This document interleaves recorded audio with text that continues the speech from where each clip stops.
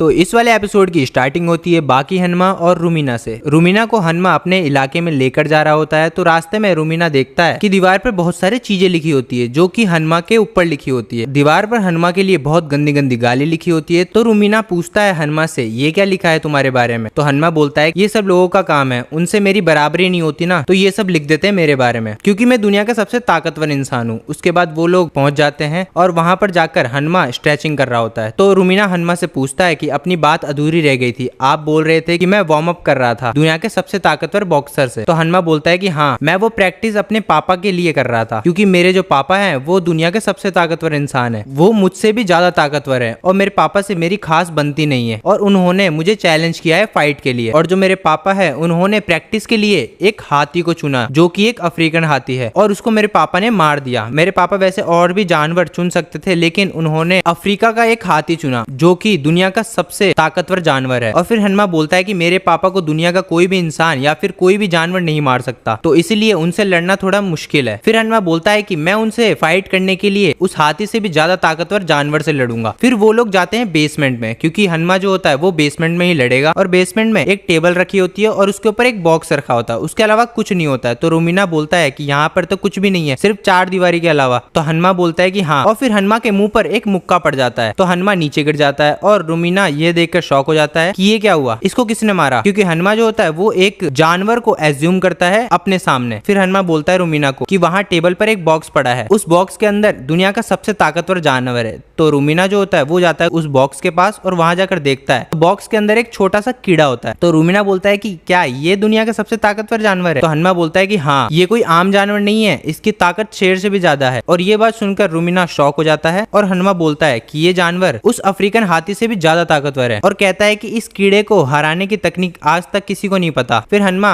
Example देकर समझाता है, एक शेर या बाघ 800 किलो तक वजन को अपने घोंसले तक खींच कर ले जा सकता है और उन शेरों का वजन 200 किलो ही होता है। और फिर हनुमा बात करता है कीड़ों की, कीड़े अपने से 7 या 8 गुना ज्यादा वजन को खींच कर अपने घोंसले तक ले जा सकते हैं। और फिर हनुमा रुबीना को बोलता है कि तुम्हारा वजन 30 किलो तक होगा तो तुम 200 किलो के आदमी को खींच कर ले जा सकते हो? तो रुबीना बोलता है कि अरे ये तो पॉसिबल ही नहीं है। तो फिर हनुमा बोलता है कि अगर ये कीड़ा इंसान जितना बड़ा हो जाए ना तो ये 10 मंजिल बिल्डिंग के ऊपर से उंगाल सकता है। और बोलता है कि इनमें ताकत बहुत ज्यादा है लेकिन कमजोरी कुछ भी नहीं, इनके हर वार से बचना बहुत ही ज्यादा मुश्किल होता है। और बोलता है कि अगर ये कीड़े 100 किलो के हो जाए तो उस अफ्रीकन हाथी को मारना बहुत ही आसान है। फिर जो रुमीना होता है वो बोलता है कि ये तो लेकिन बहुत ही ज्यादा छोटा है। तो हनुमा बोलता है कि इसको मैं बड़ा करूंगा। फिर हनुमा उस कीड़े से फाइट करने लग जाता है और वो इमेजिन करता है कि वो कीड़ा 100 किलो का हो चुका है और उससे 2 गुना ज्यादा बड़ा है। और हनुमा के चेहरे पर उस कीड़े का डर दिख रहा होता है, जबकि वो तो एक इमेजिनेशन होती है। और फिर हनुमा और उस कीड़े की बहुत ही तगड़ी वाली फाइट होती है और जो रुमीना होता है वो भी ये देखकर शॉक हो रहा होता है। और थोड़ी देर बाद में रुमीना जो होता है वो भी इमेजिनेशन करता है कि हनुमा के सामने 100 किलो का कीड़ा आ चुका है और वो दोनों आपस में फाइट कर रहे हैं। और रुमीना ये देखकर मन में सोचता है कि अगर ये कीड़ा मेरे सामने आ जाए ना तो मैं तो इससे लड़े बिना ही दम तोड़ दूं। लेकिन बाकी जो होता है वो उस कीड़े से लड़ रहा होता है, उसका सामना कर रहा होता है। उसके बाद लड़ाई इतनी गंभीर हो जाती है कि हनुमा के पूरे फेस पर खून खून आ जाते हैं और रुमीना जो होता है वो ये देखकर रोने लग जाता है और हनुमा को बोलता है कि तुम इमेजिनेशन करना बंद कर दो। लेकिन हनुमा जो होता है वो तो उसकी बात ही नहीं सुन रहा होता है। और फिर हनुमा मन में ये सोचता है अगर मैं इस कीड़े को नहीं मारता हूँ और भाग जाता हूँ तो लोग मुझे भगोड़ा कहेंगे, तो इसे मुझे मारना ही पड़ेगा। और फिर जो हनुमा होता है वो